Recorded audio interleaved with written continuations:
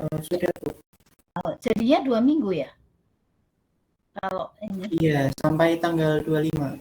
Tanggal 25 ya. Berarti kita insya Allah semoga bisa ketemu, bisa kuliah offline awal Maret.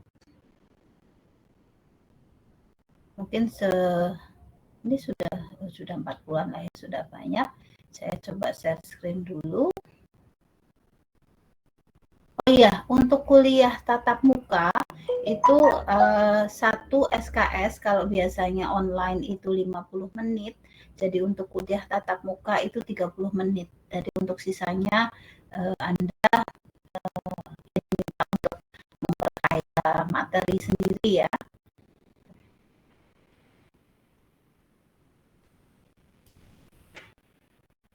Saya share screen dulu.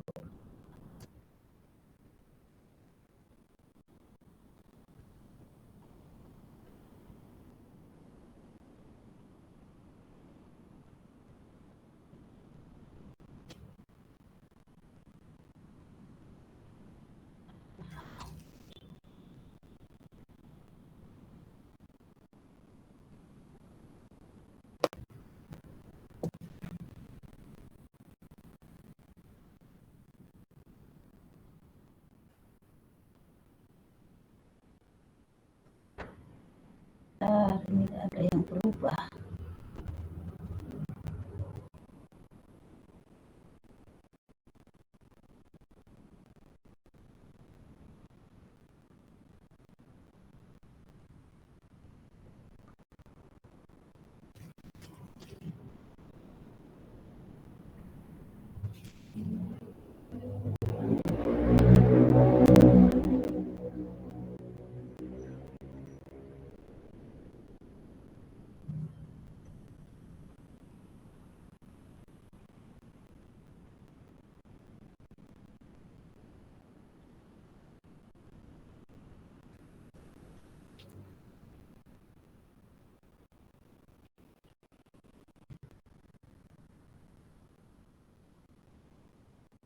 Sudah terlihat? Sudah Bu. Ya. Jadi Anda semester 2 ya berarti ya? Kemarin sudah ketemu saya ya, PTI, pengantar teknologi informasi. Ini kita ketemu saya lagi di algoritma dan pemrograman. Mungkin memperkenalkan diri lagi ya. Tapi biasanya udah kenal ya harusnya ya. Tapi nggak tahu juga kalau ketemu langsung. Jadi nama saya Mutia Nurestri. Ya, saya sebenarnya ada di Unsud sejak tahun 94 maaf, di matematik 99 karena matematik itu pertama berdiri itu di tahun 99. Sebelumnya saya mengajar matematika di biologi. Setelah matematika berdiri, kami semua yang ada di beberapa fakultas dijadikan satu di kalau dulu belum fakultas ya, program sarjana dulu. Kemudian di fakultas, jadi fakultasnya setelah program sarjana jadi fakultas digabung dengan teknik gitu ya. Setelahnya kemudian teknik dan MIPA dijadikan 2 ya, teknik sendiri, MIPA sendiri. Oke, jadi sekitar 27 tahun saya ngajar, hanya selama 4 tahun 2017 sampai kemarin awal Agustus tahun 2021 itu saya mengajukan cuti di luar tanggungan negara karena mengikuti suami untuk bertugas di luar di Doha, Qatar. Jadi saya baru mengajar kembali di bulan September ya, pas Anda semester 1 kemarin ya, setelah UTS. Jadi saya aktif kembali pada bulan September 2021. Jadi mungkin kalau sama dengan Anda ya, saya kembali lagi seperti baru, mengajar lagi yang baru karena ternyata 4 tahun membuat banyak yang lupa. Tapi insya Allah sih sudah belajar ya. Sebenarnya saya dengan Anda sama ya. Maksudnya kemampuan insya Allah sama, hanya saya mungkin membaca dulu jadi lebih bisa daripada Anda. Tapi bisa jadi juga kalau Anda mungkin sudah pernah belajar algoritma dan pemrograman, akan lebih lebih bagus Anda daripada saya. Oke. Ini kontrak pembelajarannya ya, saya share dulu. Mungkin nanti karena ini kuliahnya sebenarnya luring gitu, settingan 30 menit jadi 1 jam, nanti sekitar itu ya, bisa jadi lebih, bisa jadi kurang.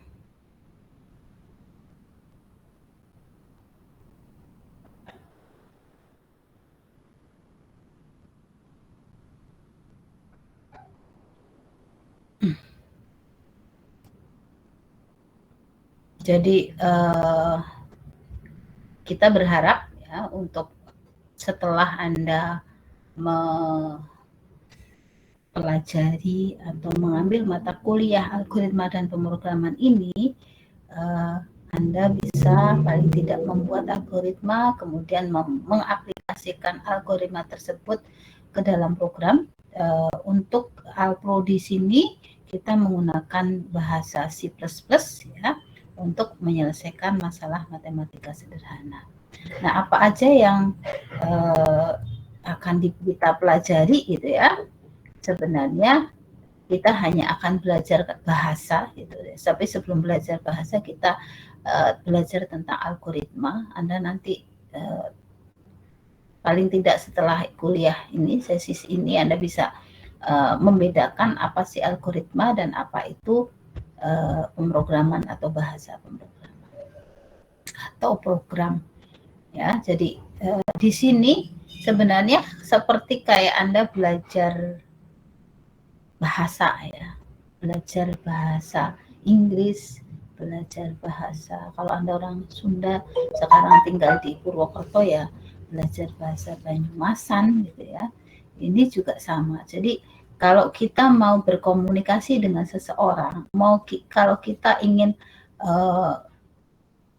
atau memerintah seseorang gitu ya, kita yang pertama kan kita harus bisa tahu cara berpikir mereka, kemudian kita bisa berkomunikasi dengan mereka. Nah, kalau di komputer ini ya sama saja, kita harus bisa memahami cara berpikir komputer. Bagaimana sih komputer berpikirnya? Ya keterbatasan kita nggak bisa menyamakan bahasa komputer dengan bahasa manusia, karena bahasa komputer juga penuh dengan keterbatasan. Jadi bagaimana kita memahami cara berpikir komputer sehingga kita nantinya bisa berbicara dalam bahasa dalam komputer tersebut. Nah, di sini khususnya adalah bahasa pemrograman C++. Nah, kan materi yang dipelajari ini yang pertama setelah kontrak pembelajaran ini adalah perbedaan algoritma dan program, kemudian jenis tipe data, kita belajar tentang flowchart ya, kemudian belajar tentang instruksi yang sekuensial dan selection ya, pemilihan. Kemudian kita belajar juga instruksi lebih 2 atau lebih ya, 2 kasus atau lebih. Kemudian belajar instruksi dengan struktur case. Case ini biasanya kalau pemilihannya itu lebih dari 2 kasus, itu akan lebih mudah kalau kita menggunakan case. Kemudian kita belajar juga tentang pengulangan, ada for dan while. Kita akan melihat apa sih perbedaannya, strukturnya kalau kita menggunakan for dan kalau kita menggunakan pengulangan while. Yang berikutnya adalah repeat until, ini juga sama. Dan terakhir kita belajar tentang array. Nah, untuk kita sampai ke case gitu ya. Jadi sebelum UTS itu saya yang mengajar, yang sesudah UTS itu Pak Jajang yang akan mengajar. Nah, ini yang ngajar ya, saya Mutia Nur Estri. Anda bisa berkomunikasi dengan saya lewat email atau lewat WA. Tapi biasanya lebih cepat direspon dengan menggunakan WA. Dan kebetulan kita sudah punya grup ya, silahkan. Atau kalau misalnya Anda tidak nyaman mengungkapkan atau bertanya di grup, Anda bisa japri saya. Mungkin dengan kalau japri ya Anda menyebutkan nama dan NIM-nya ya, biar saya tahu. Kemudian setelah ini, setelah saya Pak Jajang, ya, yang mungkin kalau share phone nanti Pak Jajang yang share telepon ya, karena biasanya agak pribadi untuk share telepon. Kalau orang luar malah biasanya kalau kita share telepon tanpa izin bisa mereka tidak akan suka gitu ya. Kalau kita mungkin biasanya agak lebih lebih terbuka. Nah, untuk bobot penilaian ya untuk afektif ya mungkin ini tentang absen saja mungkin ya 5%, tugasnya 20%, kuis 20%, UTS 20%, kuis 10% maaf, UTS 20%, UAS 20%, dan ada praktikum nanti Anda, ada 10 kali praktikum insya Allah 25%. Nah, praktikumnya insya Allah juga akan luring, jadi mungkin Anda bersiap saja ya untuk praktikum, Anda jaga kesehatan, kemudian benar-benar prokes ya, karena yang sudah menerapkan prokes pun masih bisa terkena, ya insya Allah kalau terkena ya semuanya baik-baik saja ya, nggak terlalu parah. Nah, jadi ini, kemudian ini dibagi dua, artinya gini, untuk afektif mungkin bisa jadi satu ya, tugas itu ada saya dan Pak Jajang. Jadi ada 10% tugas di awal dan 10% tugas di akhir. Kemudian kuis juga sama ya, 10% itu nanti saya dan Pak Jajang ya, nanti nilai total kemudian dibagi 2 dikali 10% sama. Antara UTS dan UAS itu masing-masing ya. Seperti itu.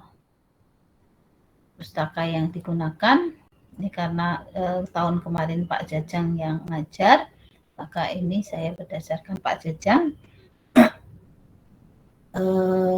Maaf, ini ada yang masih salah nih. Harusnya ini enggak ada nih.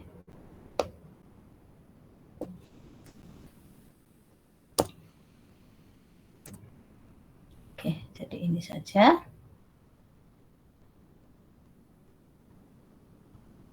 Sampai di sini ada pertanyaan sebelum saya ke materi?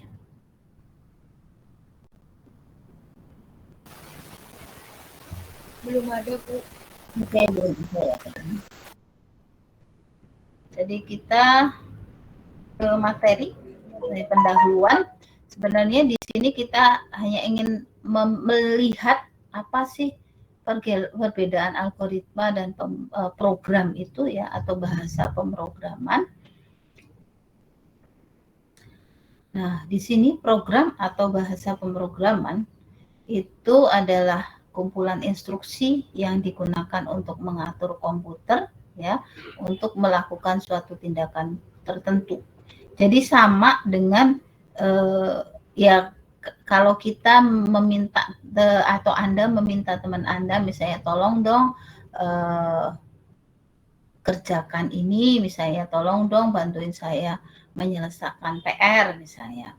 Itu kan dia merupakan kumpulan instruksi ya, yang untuk membuat orang tersebut melakukan sesuatu. Tapi bahasanya juga tertentu. Karena kalau misalnya Anda bicara dengan saya misalnya, saya hanya bisa mungkin bahasa Indonesia, bahasa Jawa, dan bahasa Inggris misalnya. Kemudian Anda meminta saya sesuatu, mengerjakan sesuatu, dan tetapi dengan menggunakan bahasa Perancis misalnya, itu tidak akan tersampaikan juga. Jadi kalau di program ini juga kumpulan instruksinya ya tergantung pada program yang yang kita jalankan. Jadi program ini sebenarnya ya merupakan interpreter gitu ya, penerjemah dari kita gitu ya, antara kita dan komputer, sehingga komputer itu nanti bisa melakukan sesuatu yang kita inginkan ya. Sedangkan bahasa pemrograman ini adalah bahasa yang digunakan untuk menulis program tersebut. Setiap bahasa itu punya aturan masing-masing atau punya ya style masing-masing lah ya. Kayak kita misalnya sama-sama lah kita mengatakan selamat pagi ya. Kalau kita di bahasa Indonesia ya selamat pagi ya.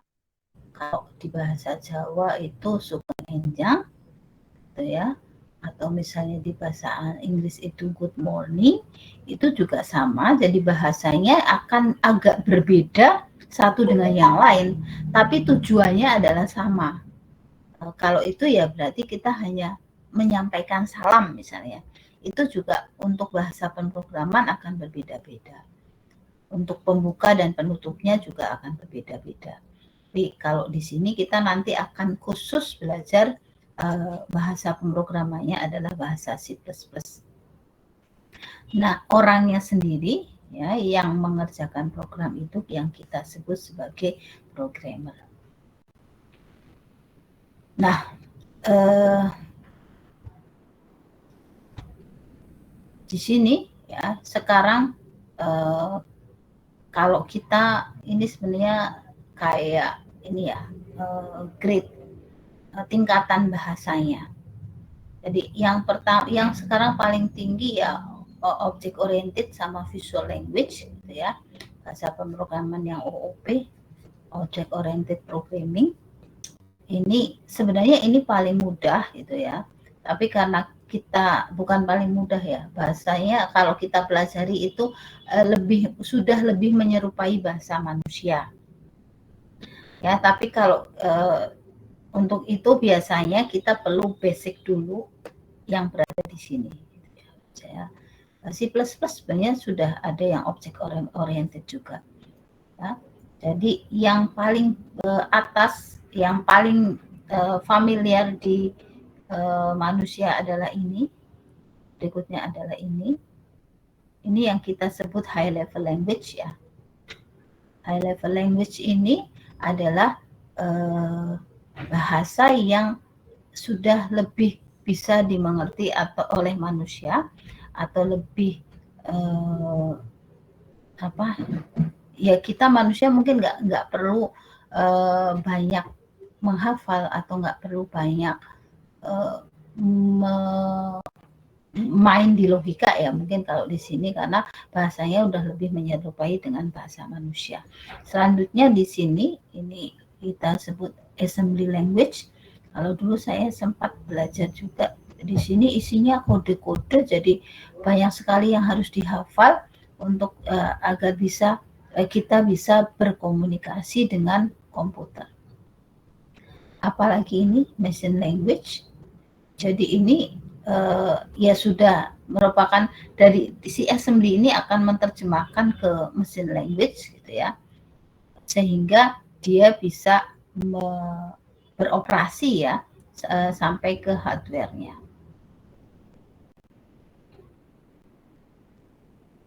Oke. Jadi kalau di sini nih, ini dari yang paling high gitu ya, paling enak di ini sampai ke yang hanya dimengerti oleh mesin. Tapi dulu awal komputer ada ya, kita berawal dari sini dulu, dari mesin code-nya ini gitu ya, mesin language-nya ini, kemudian assembly-nya ya. Dari sini kalau saya dulu belajar awal itu basic Fortran gitu. C-nya pun masih, kalau sekarang kan C-nya sudah di Windows gitu ya, sudah lebih familiar. Dulu ya masih di OS-nya pun beda. Kalau misalnya OS-nya Unix atau Linux itu akan beda-beda tampilan ya. Kalau sekarang ya kalau buat saya itu lebih amat sangat lebih mudah atau amat sangat lebih familiar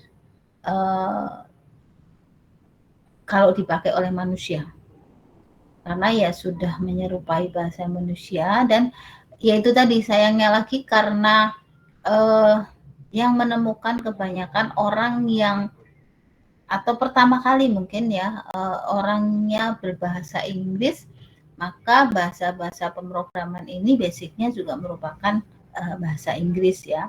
Istilah-istilah yang digunakan adalah istilah-istilah menggunakan bahasa Inggris. Mungkin kalau Anda nanti menciptakan bahasa pemrograman sendiri, dicoba untuk menggunakan bahasa Indonesia juga bisa. Tapi mungkin juga agak susah laku ya, bukan susah laku, lakunya ya cuma di Indonesia saja.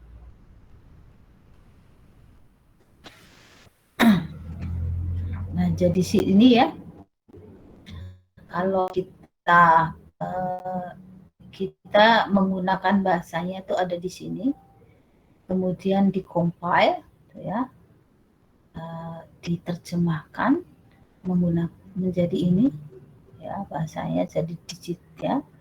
Kemudian ini di-linkkan ya, ini kita akan menggunakan library file ini ya. Ini artinya apa dan sebagainya ke dalam file yang bisa dieksekusi. Jadi kita hanya akan ada di wilayah ini. Wilayah ini sudah ada di komputer gitu ya, dengan biasanya di operating systemnya. Nah, sekarang bagaimana kita menyelesaikan masalah gitu ya. Kalau Anda kan setiap orang akan punya masalah gitu ya. Pasti punya masalah. Masalah itu sebenarnya apa sih? Ada yang tahu nggak? Ada yang tahu masalah itu sebenarnya apa sih masalah? Masih ada di situ nggak? Jangan-jangan saya sudah ditinggal ini. Ada yang mau menjawab masalah itu apa? Mungkin bisa dengan menyebutkan nama gitu ya. Ya, untuk ini keaktifan. Saya nggak bisa lihat misalnya Jimit kalau lagi sharing hanya yang kelihatan cuma ininya aja, apanya, file PowerPoint saya, slide PowerPoint-nya. Ada yang bisa menjawab apa sih sebenarnya masalah? Izin menjawab Ibu. Ya, silakan. Saya Rizka di sini 0101 Ya, menurut saya masalah itu sesuatu atau persoalan yang harus diselesaikan dengan jalan keluar. Betul ya. Kalau namanya masalah itu adalah sesuatu yang bisa diselesaikan. Oke. Kalau tidak bisa diselesaikan atau ya mungkin itu juga masalah tapi bukan masalah Anda gitu ya. Jadi masalah itu sesuatu yang harus diselesaikan, dan kalau buat saya pribadi masalah itu ya sesuatu yang bisa diselesaikan. Jadi di luar ini ya, di luar pemrograman, kalau itu tidak bisa diselesaikan berarti itu bukan masalah Anda ya. Makanya nggak usah stres kalau kita punya sesuatu yang nggak bisa diselesaikan, oh berarti itu bukan masalah saya. Tapi bukan berarti terus nggak bisa selesai dan sebagainya ya, itu sih namanya nyerah. Jadi kalau kita punya masalah, biasanya kita akan mengidentifikasi masalah tersebut. Apa sih sebenarnya masalah saya? Ya. Ini secara umum ya, kalau kita ini ya kayak misalnya inilah, Anda mau ke kampus, masalah nggak buat Anda? Awal itu sebenarnya suatu masalah. Bagaimana saya bisa ke kampus? Itu kan identifikasinya seperti itu. Kemudian Anda mencari itu ya informasi bagaimana saya bisa ke kampus. Kemudian Anda mencetuskan ide Anda misalnya.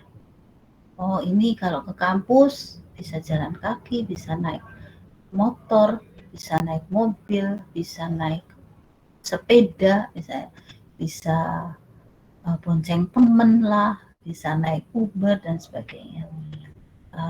Tapi masalahnya juga bukan seperti itu, tidak hanya itu, misalnya keterbatasan dana, atau kalau tidak terbatas berarti biaya itu bukan masalah, gitu ya. Ada yang biaya merupakan masalah bagi seseorang, ada juga yang bukan. Jadi kalau misalnya biaya nggak masalah, ya itu bukan masalah. Sekarang how to get that, gitu ya. Berarti mungkin pakai ini aja, pakai sepeda misalnya. Kalau pakai sepeda terus Anda berapa menit dari rumah misalnya, itu juga kita akan ini lagi akan list apa saja yang kandidat solusinya, gitu ya. Setelah itu kita akan mengambil salah satu yang kira-kira itu merupakan solusi terbaik, ya, ide terbaik untuk menyelesaikan masalah. Setelah itu baru kita akan membangun itu. Kalau sepeda sih nggak usah gitu ya. Tapi kalau misalnya Anda penelitian ya, Anda mengidentifikasi masalah, kemudian Anda eksplor dari tinjauan pustaka dan lain-lain, kemudian Anda beride, ini nih kira-kira idenya ini. Kemudian Anda select idenya satu Anda pilih satu ide terbaik, ya. Kemudian dari ide terbaik itu Anda mulai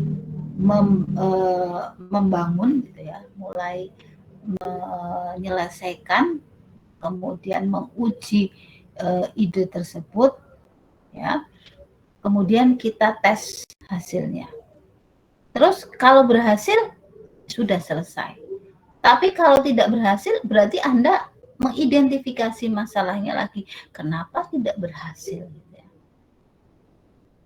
Dan seterusnya Anda eksplor lagi. Bisa jadi ya ide yang tadi itu akan berubah atau tidak dipakai karena ternyata ini nggak mungkin berarti saya ide baru. Tapi bisa jadi ide yang tadi itu disempurnakan. Cuma karena ini saja dia kurang, gitu ya. Ini ternyata cuma hasil akhirnya aja ini yang perlu diperbaiki. Ini akan kembali ya membuat rancangannya, kemudian menguji ide tersebut dan mengevaluasinya dan seterusnya. Kalau sudah selesai ya sudah, kita tidak akan kembali seperti ini. Tapi sebenarnya itu tadi prosesnya akan sama seperti ini.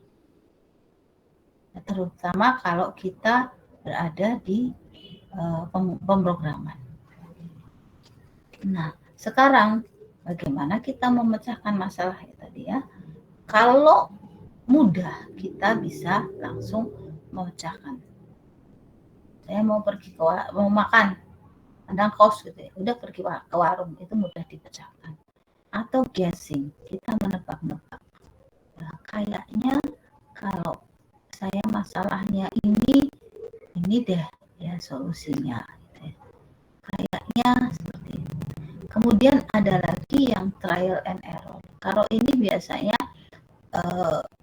suatu masalah yang belum ada sebelumnya.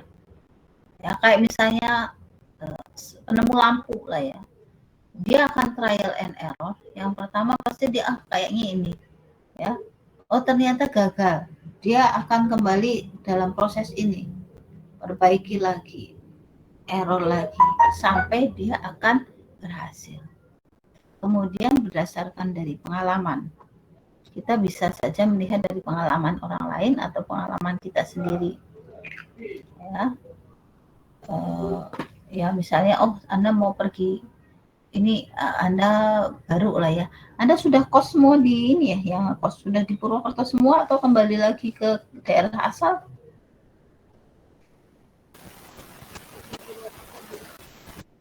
Halo? Masih di Purwokerto, Bu.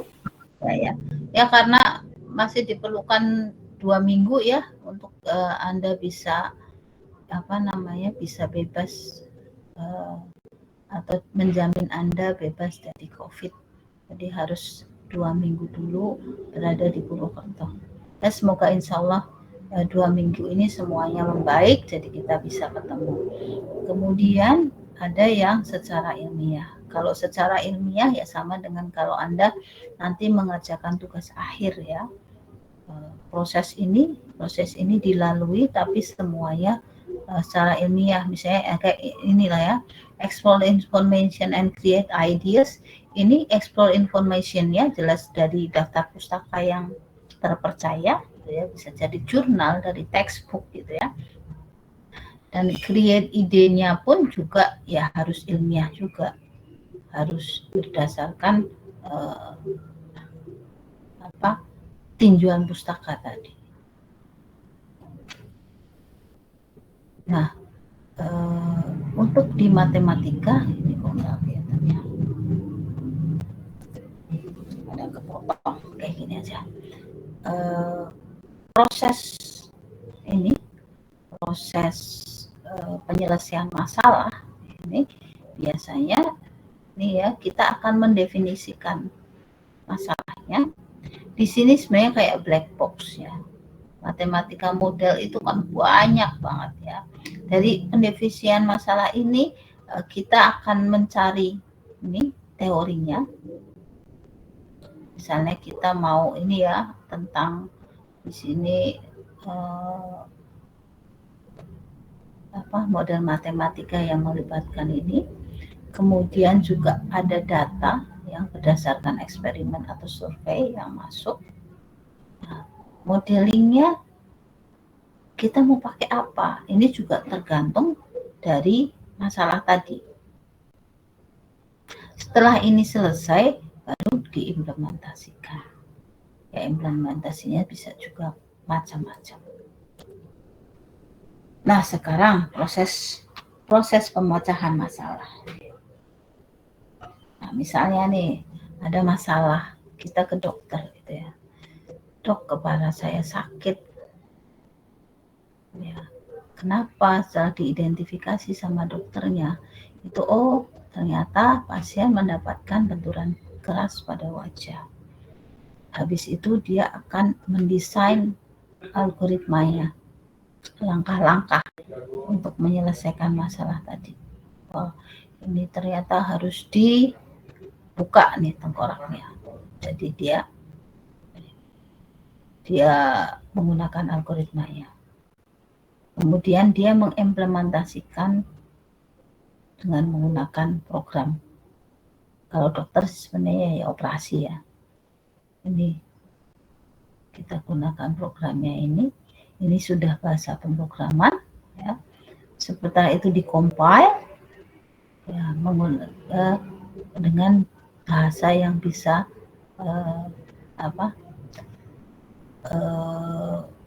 dimengerti oleh komputer.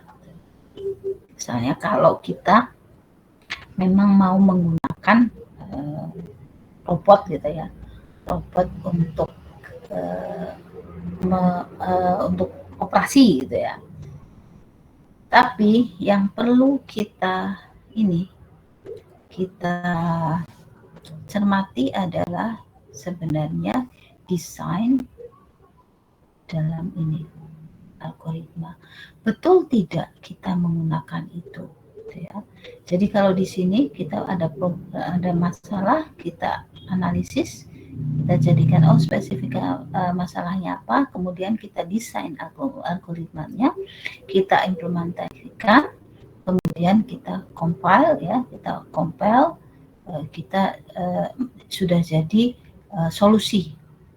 Nah, tapi ini bisa jadi benar, bisa jadi salah. Itu bisa di masing-masing tahap ini. Makanya semuanya harus hati-hati. Kalau kita mengerjakan sesuatu itu harus hati-hati. Jadi, kalau memang spesifikasi masalahnya ini salah, berarti kita kembali lagi ke masalah. Kita analisis lagi benar tidak. Sampai setelah dikompil kok salah gitu ya. Nah, kita bisa melihat ke programnya atau ke algoritmanya ya, atau ke spesifikasinya atau ke problemnya. Sama misalnya ternyata di programnya kita lihat lagi programnya itu dia semantic error atau syntax error gitu ya. Kalau sintaks sih kan berarti hanya membetulkan ada kurang apa, kelebihan apa di program tersebut. Ya, kalau semantik kita harus melihat algoritmanya juga. Sudah benar belum algoritmanya, langkah-langkahnya? Jangan-jangan nggak betul nih langkah-langkahnya. Nah, setelah dilihat langkah-langkah, ini udah betul kok kalau spesifikasi masalahnya seperti itu, algoritmanya kayak gini udah betul. Tapi ternyata kok belum berjalan, bisa jadi masalahnya yang memang ternyata Anda salah mengidentifikasi masalah. Jangan-jangan ini nggak perlu algoritma seperti ini, gitu ya. Jangan-jangan Anda hanya perlu mengolaskan apa? Kalau benturan keras di wajah itu trombofob, terus obat pengurang rasa sakit. Jangan-jangan tidak selebay ini, gitu ya. Makanya kadang kita, terutama di pemrograman komputer, kalau kita bisa membuat sederhana suatu algoritma atau suatu program, kenapa harus dipersulit, gitu ya? Karena kadang solusinya juga ternyata salah karena kita terlalu rumit, gitu. Jadi harus hati-hati. Kesalahan bisa ada di mana saja. Terus sama seperti tadi ya, pada saat kita memecahkan masalah itu kita harus ini lagi, kalau ternyata solusinya kok salah, ininya kok enggak gini gitu ya, kita harus lihat step lagi untuk melihat mana sih yang salah. Bisa jadi Anda mau lompat, ternyata kayaknya masalahnya ada yang perlu dianalisa gitu ya. Ya bisa jadi terus dari problem ini kita bisa menanyakan lagi, kalau misalnya kalau di programmer ya si pengguna itu sebenarnya maunya apa, kita analisis lagi dan seterusnya. Jadi itu akan berputar terus seperti itu. Nah, algoritma sendiri itu yang pertama adalah dia merupakan instruksi ya. Yang pertama, dia well defined, artinya terdefinisi dengan baik. Terus ambiguous step, artinya step-step itu tidak ambigu, tidak membuat kebingungan. Terus dapat ya. Jadi dia merupakan instruksi ya.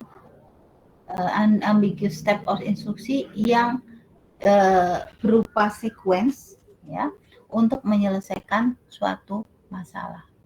Jadi kumpulan instruksi, kumpulan baris instruksi yang pertama yang harus itu well defined, terdefinisi dengan baik, tidak ambigu, tidak menimbulkan, tidak mempunyai arti ganda gitu ya, yang kita sebut ambigu, untuk menyelesaikan tugas atau menyelesaikan suatu masalah.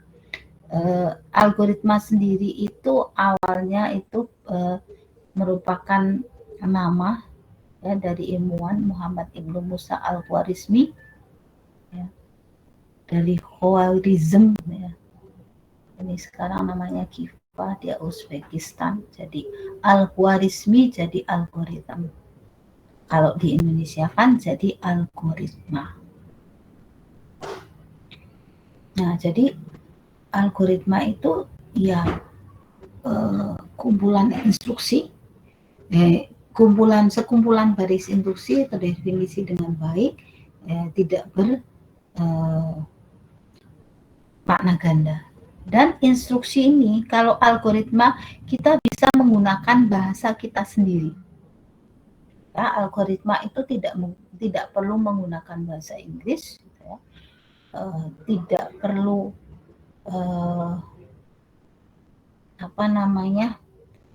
aturan yang baku gitu ya.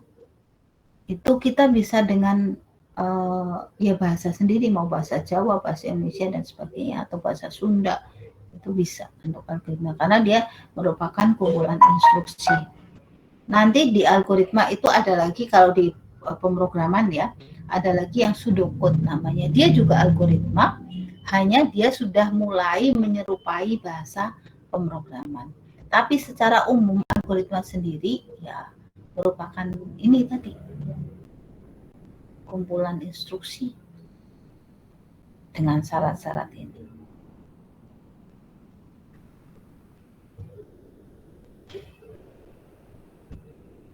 Nah, yang ini saya katakan tadi ya, algoritma itu tidak selamanya dinyatakan dalam bahasa manusia. Artinya bahasa yang bisa dimengerti manusia gitu. Penyajian algoritma seringkali ini menggunakan pseudocode dan diagram alir, kode semu atau diagram alir. Terus kalau ini misalnya Bu, kalau misalnya nggak gitu hafal, nggak masalah. Jadi kalau di algoritma salah-salah penulisan itu nggak masalah karena itu hanya akan dibaca oleh manusia. Bukan salah ini ya, bukan salah flow, bukan salah step dan sebagainya, tapi salah tulis atau kaidahnya tidak. Karena pseudocode sendiri itu banyak sekali versinya gitu ya, banyak sekali karena orang yang menulis pseudocode itu banyak ya, banyak sekali ini ya pendapatnya.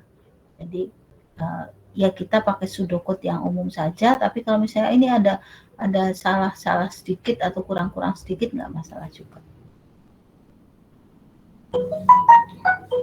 Nah, untuk di pemrograman, karena algoritma kan sebenarnya tidak hanya programming yang menggunakan algoritma gitu ya, tapi di matematika pun banyak sekali ya algoritma Dijkstra gitu kan. Di sini kalau di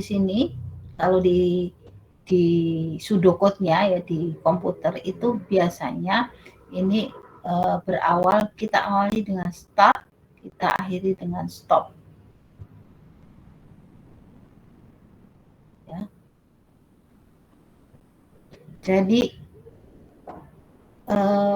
biasanya karena dia untuk memecahkan masalah ya dari awal nanti ada inputnya. Inputnya itu adalah ya apa namanya nilai-nilai yang memang merupakan yang ada dalam masalah tersebut, kemudian ada outputnya. Nah, si algoritma ini dibuat dari instruksi individual ya, satu persatu ya.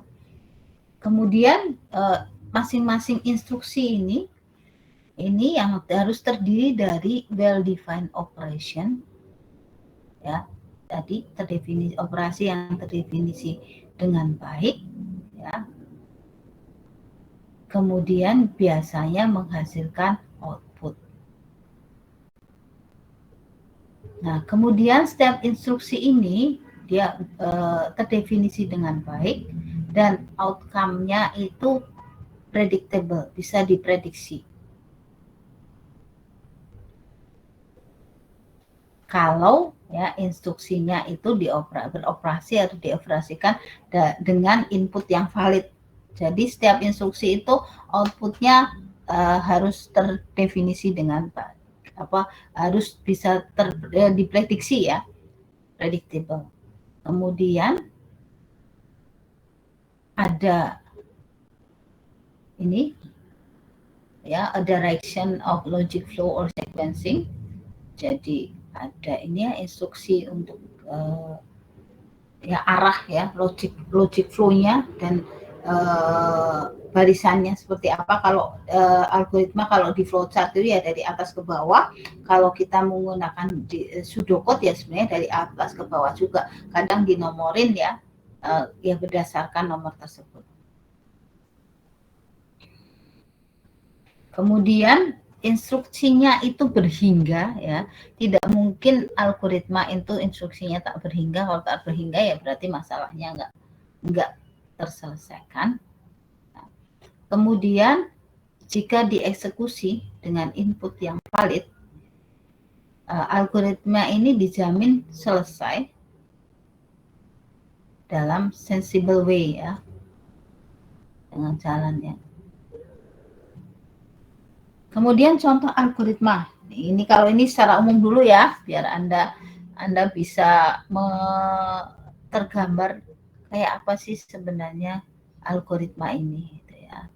Yang pertama ini saya ingin melihat, karena saya ibu-ibu ya, contohnya resep masak, algoritma resep masak, kemudian bisa juga aturan memainkan sebuah permainan gitu ya, kemudian bisa mengemudi petunjuk ya, mengemudi dari kota A ke lokasi A ke B. Kalau misalnya Anda dari rumah ke kampus gitu ya, kemudian pola rajutan juga itu algoritma, kemudian bagaimana manual memperbaiki mobil. Mungkin yang contoh yang paling enak kalau saya adalah ini masak gitu ya, bagaimana cara membuat mendoan. Jadi kalau ini biasanya yang kita sebut, nanti Anda akan melihat variabel. Biasanya ini yang kita sebut algoritmanya. Ya. Jadi di sini ini variabel apa atau input apa. Kalau ini input ya, di sebelum, biasanya di sebelum program itu ada variabel, tipe variabel, ada juga yang memang konstanta yang sudah terdefinisi ya. Kalau ini kebetulan karena ini algoritma masak gitu ya, biasanya pasti ininya sudah terdefinisi, jadi tidak bisa tidak kita menginputkan sesuatu gitu ya, kemudian hasilnya kalau ini tetap mendoan gitu ya. Hanya biasanya ini sudah terukur ya, tidak misalnya X tempe 2X gram tepung gitu ya, misalnya misalnya X-nya 20, ini berarti 25X gitu ya, dan seterusnya. Itu tidak, karena itu akan lebih menyulitkan ya. Kemudian ini juga sama, dan ini cara mengolahnya. Nah, kalau di sini gitu ya, apakah ini sudah benar-benar algoritma yang tadi ya, yang pertama itu adalah well defined, kemudian tidak ambigu ya.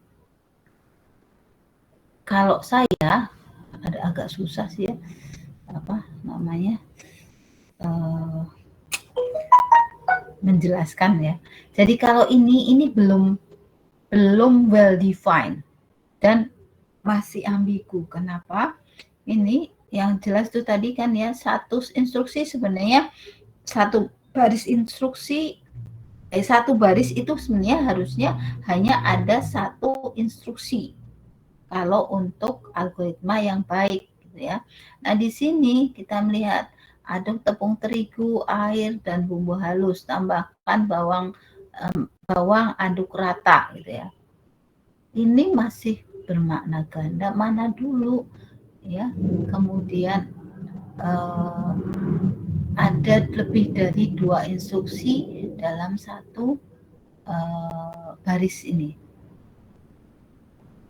Kemudian celup tempe ke dalam adonan tepung, goreng sampai setengah kering misalnya, sampai, dan yang kalau di sini ya, kalau orang yang atau komputer gitu ya, komputer tidak akan bisa. Kenapa?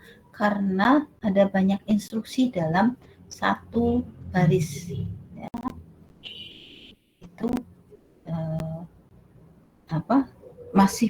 masih ambigu dan belum well defined. Maka kemudian kita bisa memperbaiki ya sampai seperti ini ya, sampai hanya satu instruksi. Yang pertama campurkan, berarti misalnya X, Y, Z. Kalau di sini berarti tepung terigu, airnya sudah ada ya, kemudian bumbu halus. Ini sudah well defined juga. Kenapa? Karena masing-masing sudah ada takarannya. Kemudian aduk sampai rata. Kemudian iris halus daun bawang. Kalau di sini tadi tambahkan daun bawang. Kalau yang belum tahu ya, ambigunya tadi ya, kalau yang belum tahu kayak apa, daun bawangnya apa, daun bawang utuh kita campurkan dan seterusnya. Jadi ini harus dinyatakan iris halus daun bawang. Kemudian habis diiris, tambahkan irisan daun bawang ke dalam adonan. Aduk lagi sampai rata. Karena kalau di sini ya kan, ini ada 2 gitu ya. Ini di sini yang tadi ya, daun bawangnya itu diirisnya kayak apa, di sini belum tahu juga. Kalau di sini sudah. Kemudian panaskan minyak goreng dalam wajan. Di sini masih belum ada gitu ya. Gorengnya sampai gimana atau caranya gimana belum tahu. Celup tempe ke dalam adonan tepung, goreng sampai setengah kering, hidangkan. Nah, di Anda juga bisa, oh ternyata ini belum detail lagi. Karena yang namanya algoritma memang nanti akan mendetailkan terus instruksi-instruksi tersebut, sehingga memudahkan kita nanti menuangkannya ke dalam program. Karena program komputer itu harus amat sangat detail. Ya, kita tidak bisa, ya kalau tidak detail nanti outputnya tidak sesuai yang kita harapkan.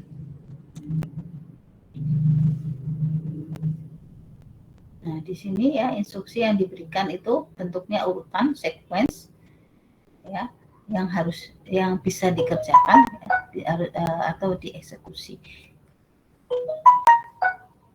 Nah, sekarang ini kembali lagi makanan ya, karena saya ibu-ibu.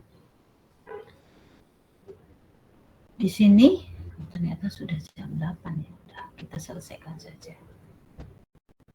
Ya, kita akan membuat ayam, memasak ayam. Yang pertama ini cut chicken into pieces and brown the pieces on all sides in a casserole dish on hot olive oil. Kemudian remove the chicken and to the juice in casserole, add garlic, onions, and green peppers and salt until onion is golden. Jadi di sini chickennya diambil, kemudian di dalam kaldunya itu diisi ini ya, kita aduk sampai keemasan ya onionnya. Kemudian add bay leaf, whole tomatoes, and chicken broth. Kita tambahkan daun bay, tomato yang utuh gitu ya, dan kaldu. When the broth boil, ya kalau brothnya sudah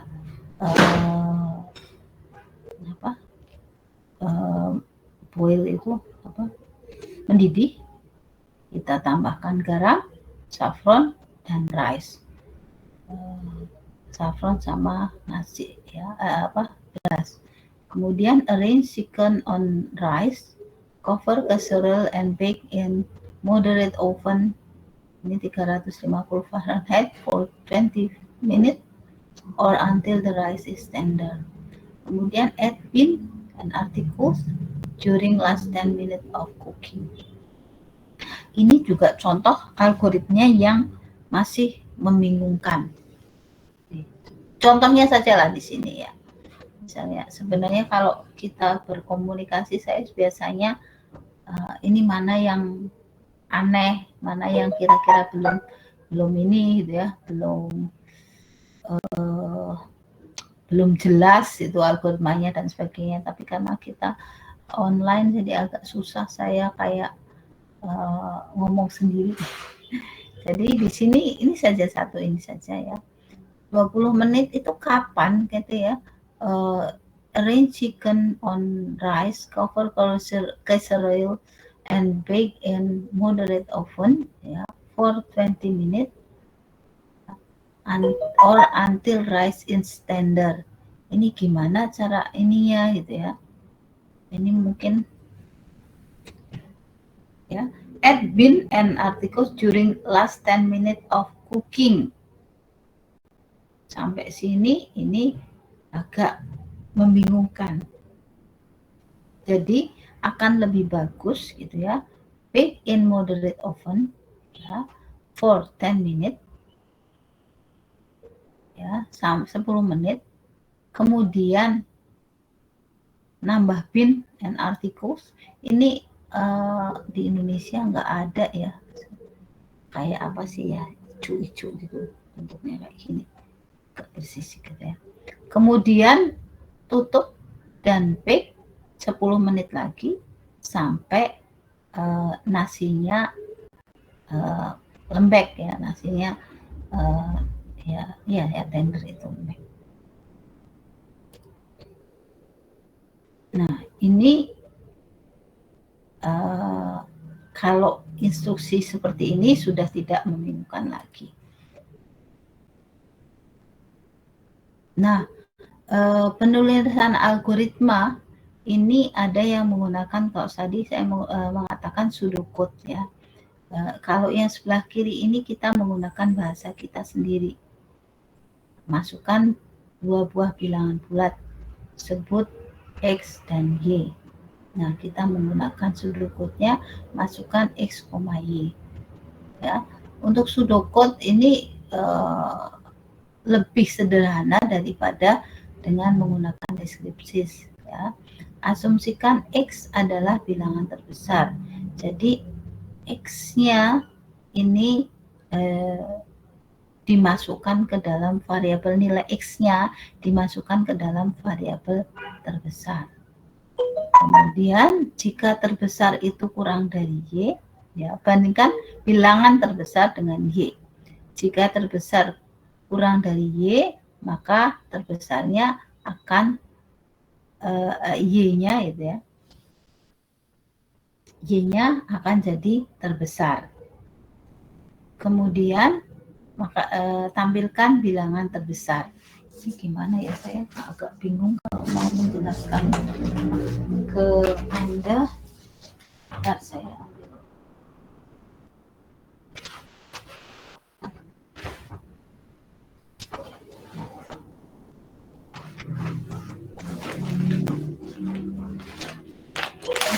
Saya kemana lagi?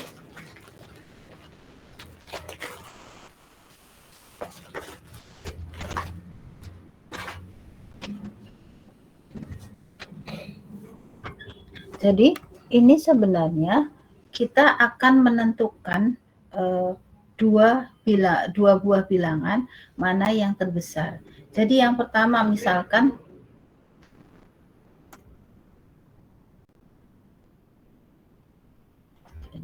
saya share screen aja.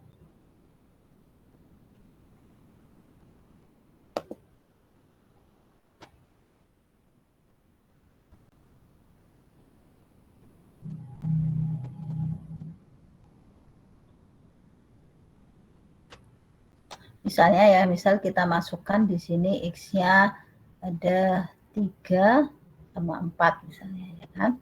Berarti yang pertama ini berarti ada kotak yang namanya X, ada kotak yang namanya Y, ada kotak yang namanya terbesar. Kalau kita mengandaikan itu merupakan sebuah kotak. Jadi yang pertama X-nya dimasukkan 3, Y-nya dimasukkan 4. Yang pertama kali ini terbesar berarti nilai X dimasukkan ke terbesar, ini 3. Ya. Kemudian kita bandingkan apakah terbesar itu kurang dari Y, ya. Kalau iya, maka ya terbesarnya akan sama dengan Y. Kemudian outputnya berarti outputnya itu kan di sini terbesar ya.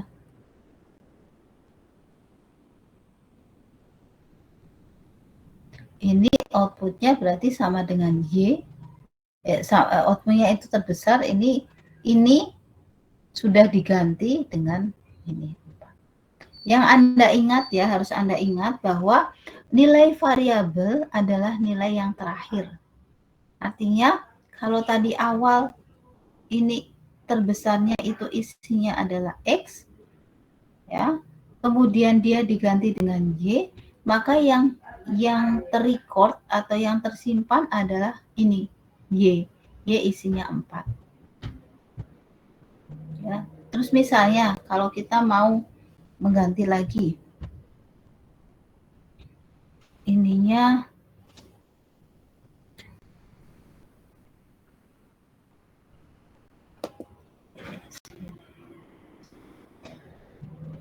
misalnya kita ganti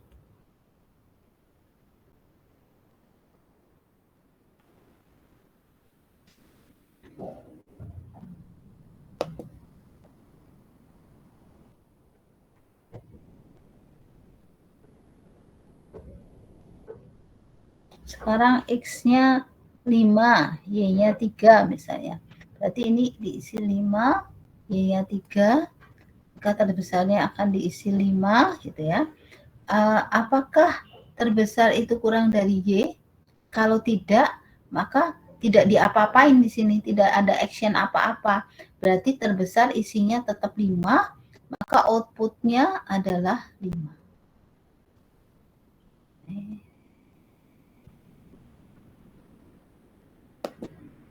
Jadi seperti itu. Ada pertanyaan sampai di sini? Ini yang masih amat sangat sederhana gitu ya. Oke, kalau tidak ada pertanyaan kita teruskan. Nah, jadi pseudocode tadi kita bisa menggunakan flowchart. Tadi di flowchart itu ada start dan stop, atau kalau di bahasa Indonesia mulai dan selesai, itu harus ada. Kemudian input dan outputnya tandanya adalah ini.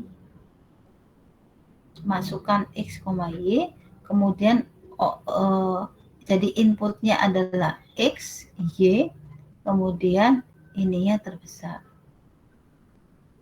Sebenarnya biasanya ini tidak usah menggunakan ini kita sudah tahu bahwa ini adalah input karena mulai setelah tanda mulai ini. Kemudian ini adalah sequence yang istilahnya instruksi biasa. Instruksinya adalah masukkan nilai X ke dalam terbesar. Nah ini tadi ini pilihan ya. Kayaknya if then ya. Apakah terbesar kurang dari 1? Jika iya,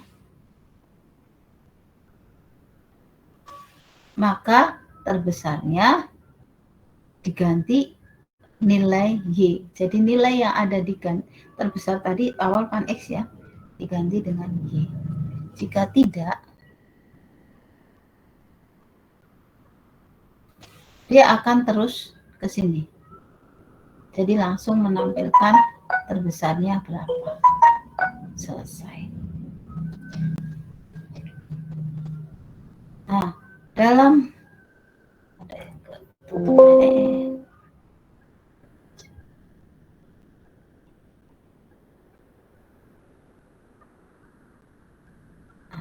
dalam flowchart itu kita mengenal beberapa instruksi. Ini prosedur. Ini sebenarnya namanya prosedur atau function atau fungsi. Ini isinya sebenarnya juga instruksi. Hanya biar tidak terlalu panjang, ini nanti dipotong, tapi nanti ada penjelasan lagi tentang instruksi-instruksi apa yang ada dalam prosedur atau fungsi. Ya. Jadi yang kita pakai adalah ini. Ini ada input output. Ada beberapa versi ini, versi flowchart. Jadi ada yang input dan outputnya itu beda, lambangnya, boxnya itu beda. Ada yang sama. Kalau saya lebih suka input dan outputnya sama, ya. Karena kadang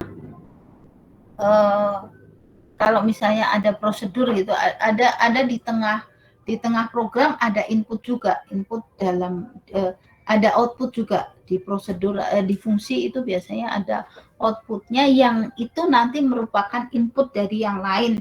Jadi makanya lebih enak kita menggunakan ini, input dan outputnya sama. Kalau instruksi selalu seperti ini. Jadi ini yang perlu Anda perhatikan ya. Kalau ini biasanya sih sebenarnya ini ya, untuk ini kadang lambangnya seperti ini bisa. Nah, kayak gini bisa juga. Jadi tidak selalu seperti ini.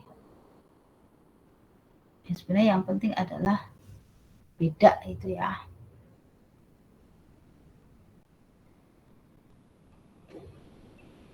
Nah, ini ya untuk diagram alir ini kalau algoritmanya sudah panjang sekali, ini sebenarnya udah nggak cocok gitu ya, karena rumit, nanti akan berlembar-lembar. Tapi sebenarnya kalau secara visual itu orang akan lebih dong gitu ya, akan lebih mudah memahami dengan menggunakan ini. Tapi kalau sudah terlalu panjang gitu ya, ini akan kalau sudah berlembar-lembar mungkin akan lebih menyulitkan. Jadi untuk diagram alir ini biasanya merepresentasikan aliran, kontrol aliran, gitu. Alirannya kemana gitu ya. Di sini dari algoritma ini ada barisan, seleksi, dan iterasi. Nah, kalau ini masih seleksi aja, select gitu ya. Kalau iterasi biasanya dia akan kembali ke atas lagi, dan seterusnya. Jadi di diagram alir itu kita bisa melihat ini barisan sequence biasa, seleksi, instruksi biasa, seleksi, yang kita menggunakan if then, kemudian iterasi atau looping gitu ya, pengulangan. Nah, biasanya ini akan berguna atau kita bisa mendeteksi error semantik. Error semantik itu sebenarnya error logikanya gitu ya. Kalau sintak error itu error penulisan, misalnya kurang titik koma gitu ya, kurang, ini harusnya titik 2 sama dengan, cuma sama dengan, itu nggak jalan, itu kita sebut sebagai sintak error atau error sintaks ya. Kalau di sini error semantik itu flow datanya, ternyata harusnya nggak kayak gini gitu. Hasilnya outputnya ada, tapi kok ternyata outputnya salah. Jadi yang bisa, kalau error sintak error biasanya kadang nggak ada output karena bahasa yang kita tuliskan masih typo, kalau bahasa ini ya masih kurang, masih salah, dan seterusnya. Tapi kalau semantik biasanya sudah keluar output, tapi outputnya tidak seperti yang kita inginkan. Jadi mungkin ada salah-salah flow, salah-salah prosedur, dan sebagainya. Kemudian untuk menentukan data tes juga.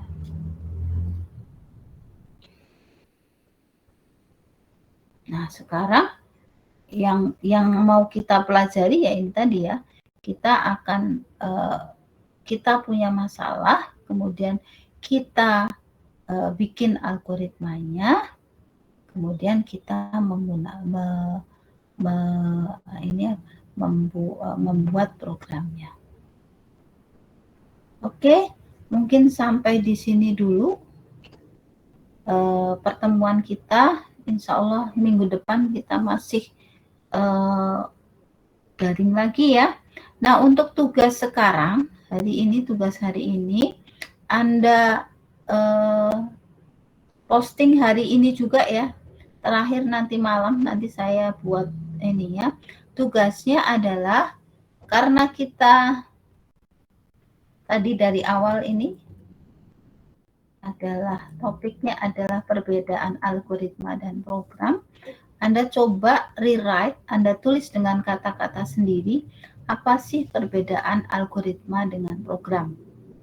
Ya, jadi tugas Anda adalah Anda identifikasi apa sih perbedaan algoritma dengan program. Oke, ada pertanyaan sampai di sini sebelum saya stop sharing? Habis ini, saya stop sharing aja dulu ya. Habis ini akan saya share. Kemudian saya akan bikin post untuk tugas juga ya. Tugasnya Anda kirim perorangan, terakhir nanti berarti jam 11.59 malam. Oke, ada pertanyaan sampai di sini? Anda coba untuk mengerjakan sendiri ya, jangan berjamaah ya. Untuk tugas mungkin saya nggak akan yang strict amat, wah saya koreksi, wah ini salah, ini enggak. Mungkin lebih Anda mengerjakan tugas atau tidak gitu ya. Dan saya akan lebih menghargai kalau Anda mengerjakan tugas sendiri, mereview tadi yang Anda dengarkan apa gitu ya. Oke, ada pertanyaan? Kalau tidak, saya akhiri sekarang ya. Tidak ada. Gimana sel ya? Belum ada, Bu. Oke. Ya, Novel. Oke. Sekian dulu ya. Sehat-sehat selalu. Assalamualaikum warahmatullahi wabarakatuh.